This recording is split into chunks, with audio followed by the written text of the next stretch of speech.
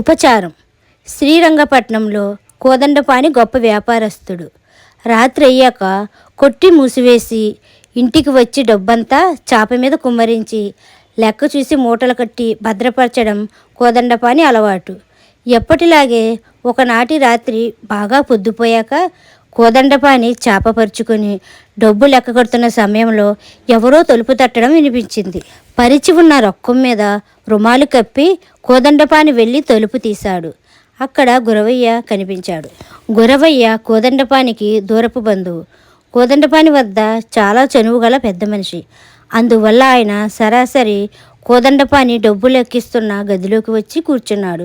కోదండపానికి ఏం చెయ్యాలో తోచక, ఇంత అపరాత్రి వేళ వచ్చావేమిటి గురవయ్య అని అడిగాడు.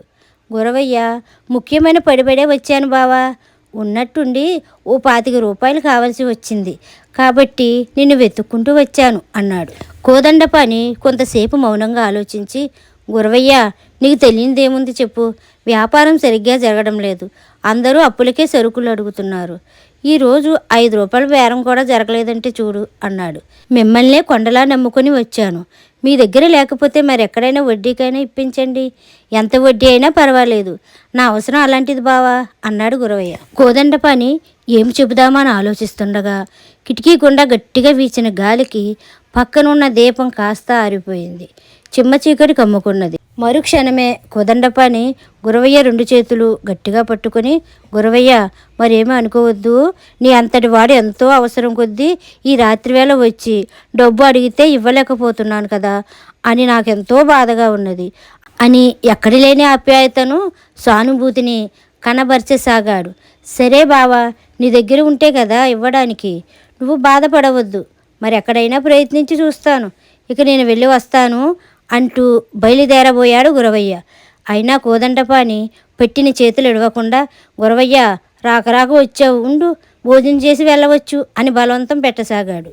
ఇంతలో పక్క గది నుంచి కోదండపాని భార్య వెలుగుతున్న దీపాన్ని తీసుకువచ్చింది. అప్పటికి కోదండపాని గురవయ్య చేతులు వదిలిపెట్టి, మేము పిలవడమే తప్ప నీలాంటి వాళ్ళు మా ఇళ్ళలో భోంచేస్తారా అన్నాడు. క్షమించి బావా, నేను వెళ్ళి వస్తాను అంటూ గురవయ్య వెళ్ళిపోయాడు. అక్కడి తతంగానంతా వింతగా చూసిన కోదండపాని భార్య భర్తతో, అయినా గురవయ్య చేతులు పట్టుకుని ఎందుకండి భోజనానికి అంత బలవంతం చేశారు అని అడిగింది. ఓసి పిచ్చి మొహమా, వాణ్ణెవడు భోజనానికి బతిమలాడాడు? దీపం ఆరిపోయి చీకటైపోయింది కదా. ఆ చీకట్లో వాడు డబ్బు కాజేస్తాడేమోనన్న అనుమానం కొద్దీ అలా నాటకం ఆడవలసి వచ్చింది అన్నాడు కోదండపాని. భర్త సమయోచిత యుక్తికి చాలా సంతోషించింది కోదండపాని భార్య. ఈ వీడియో కనుక మీకు నచ్చినట్లయితే like, share, subscribe to Durgapriya official. పక్కనున్న గంట సింబల్ని క్లిక్ చేయడం మర్చిపోకండి. ఉంటాను మరి, బాయ్.